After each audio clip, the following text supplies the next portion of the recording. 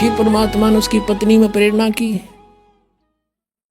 उसकी पत्नी ने कहा कि मार भगत, आपका तो वेट भी आधा रह गया, अरे ऐसे तो आप मर जाओगे। भगवान ने जब बिछड़े आपसे कुछ तो कहा होगा भी, कैसे मिले वो? उन्होंने कहा कि वो कहते हैं कि जहां धार्मिक भंडारे होते हैं, यज्ञ होते हैं, साधना करते हैं, जो भगत इकट्ठे होते हैं, तो कोई भंडारा करता है तो मैं अवश्य जाता हूं और उनको ज्ञान चर्चा करते हैं परमात्मा। जैसे आपने ऋग्वेद मंडल नंबर 9 और सूक्त नंबर 86 के मंत्र 26-27 में पढ़ा कि वो परमात्मा हमारे यज्ञों में, धार्मिक यज्ञों में बिजली अत्यधिक गतिशील पदार्थ के समान आकर प्राप्त होते हैं, गुप्त रूप में आकर बैठ जाते हैं वहां पर।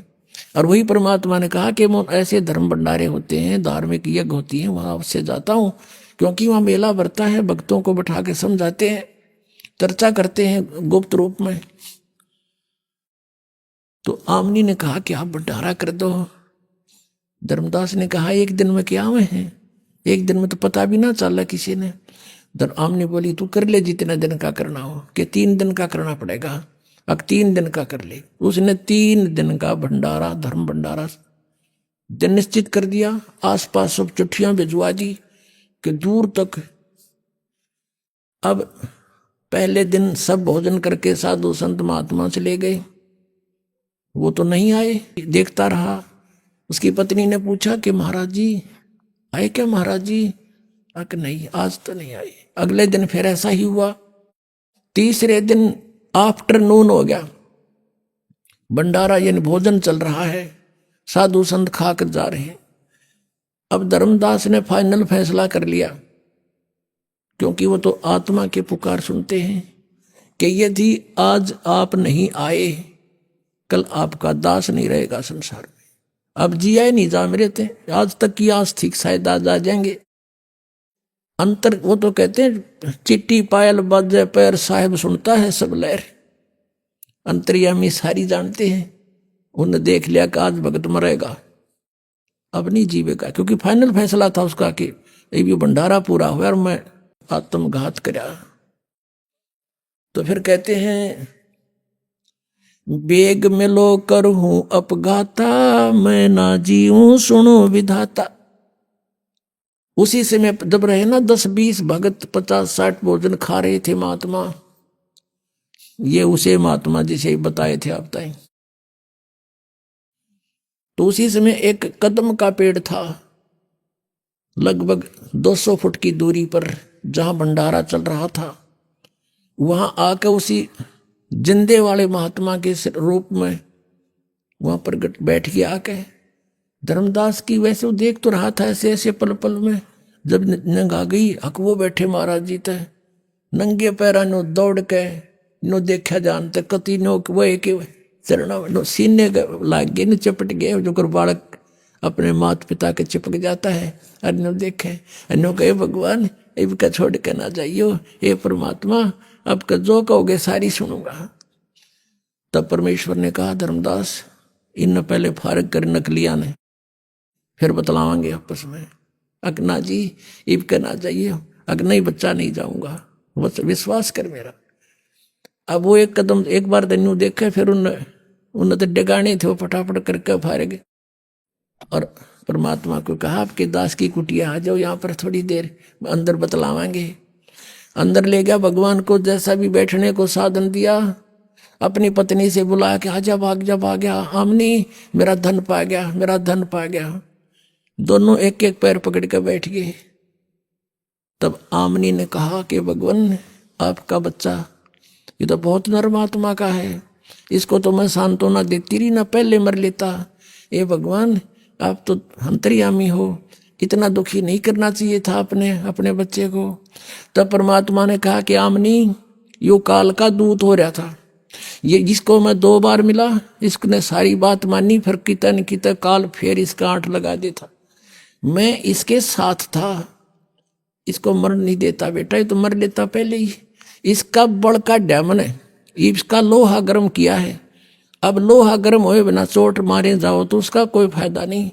अब इसका अंतःकरण साफ हो लिया, आज बेटी जो मैं कहूँगा सारी मानेगा, और ये सत्य इसके हृदय में उतरेगी, इसलिए थोड़ी सी देर करी थी। तो पुण्यात्माओं, ये वो समर्थ है, कहते हैं जो जन मेरी शरण है ताका हूं मैं दास, और गेल गेल लाग गया फिर जब लग धरती आकाश।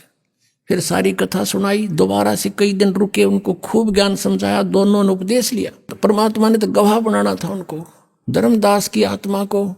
परमात्मा तो चले गए, अभी मैं जाता हूं फिर आऊंगा। कुछ दिन के बाद एकदम धर्मदास जी को दर्शन दे रहे ओनली, और कहा धर्मदास चल तुझे मैं अपना सतलोक दिखाता हूं। पहले धर्मदास ने प्रार्थना की थी पहले कई बार, ले चल आज तुझे अपना स्थान दिखाता हूं। सतलोक लेके गए धर्मदास को, आत्म शरीर वहीं पड़ा है, अचेत पड़ा है। 3 दिन हो गए, रिश्तेदार इकट्ठे हो गए, गांव के इकट्ठे हो गए, नगर के लोग आने लगे। क्या हो गया कि पता नहीं क्या बीमारी होगी, बेहोश पड़ा है, कोमा में चला गया। तीसरे दिन परमात्मा ने सब कुछ ऊपर दिखाया, सारा सतलोक दिखाया, वहां की सतीथि दिखाई, वहां की जो रहते हैं हंस लोग, वहां की दुनिया दिखाई सतलोक की, कि यहाँ कभी बुढ़ापा नहीं आता, यहाँ कोई दुख नहीं होता, यहाँ मृत्यु नहीं होती, तुम यहाँ रहते थे और अपनी गलती से तुम चले गए। अब धर्मदास कहता है भगवान मुझे यहीं रख लो, अब वापस ना भेजो प्रभु, मुझे यहीं रख लो। मत भेजो महाराज, काल की नगरी है, मोहे राख लियो महाराज, काल की नगरी है मोहे। मत भेजो महाराज, हमसे बिगड़ी है। वहां जाके पता चलता है कि सचमुच हमने जुल्म किया, यहां से गए किस कारण से गए। रो है, बहुत बुरा हाल कर दिया भगवान, वापस ना भेजो, तो बहुत बूंदी स्थान है। तो परमात्मा ने कहा तू जा बेटा, यहां ऐसे नहीं आया जाता, नो तो मैं सारे ले आऊं एक बार। तुम अपनी मर्जी से गए हो, अपनी इच्छा से वापस आओगे, और इतने ही धनी बनकर आओगे जितने धनी यहां से बनकर गए थे। जितने धनी तुम यहां थे भक्ति के शक्ति, इतनी नीचे इकट्ठी करनी पड़ेगी। उसका मैं एक मंत्र दूंगा, तू चल वहां पर, और मंत्र दूंगा तुझे सतनाम, उसका सिमरण करना, उसके भक्ति के धन से तुम वापस आओगे। ऐसे नहीं बेटा बात बनेगी। तीसरे दिन जब वापस आत्मा छोड़ दी तो वो जा गया। तब उसको पता चला कि ये भगवान तो वहां काशी में रहता हूं। सतलोक से जाकर पता लगा, वहां से चल पड़ा पैदल, बनारस में पहुंचा, रामानंद जी के पास पहुंचा। वहां से पता चला कि कबीर मेरा शिष्य है लेकिन मेरा गुरु भी है। तब मालिक से वहां मिले, फिर कहा कि हे भगवान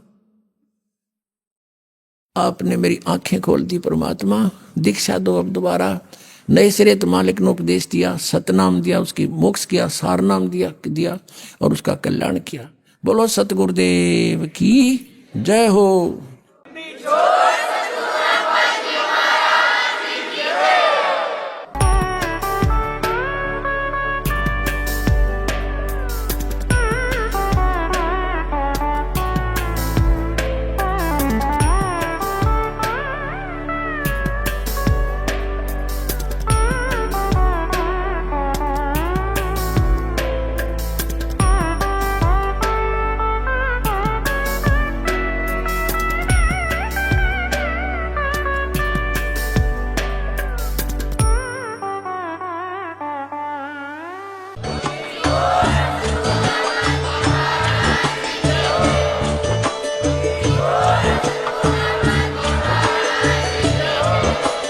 आप सुन रहे थे जगत गुरु तत्वदर्शी संत रामपाल जी महाराज जी के मंगल प्रवचन। अधिक जानकारी के लिए विजिट कीजिए हमारी वेबसाइट www.jagatgururampalji.org। संत रामपाल जी महाराज जी के शुभ आशीर्वाद से पूरे विश्व भर में 500 से भी ज्यादा नाम दीक्षा केंद्र हैं, जिन पर संत रामपाल जी महाराज जी द्वारा ऑनलाइन निशुल्क नाम दीक्षा दी जा रही है। अपने नजदीकी नाम दीक्षा केंद्र का पता करने के लिए संपर्क करें 8222880541।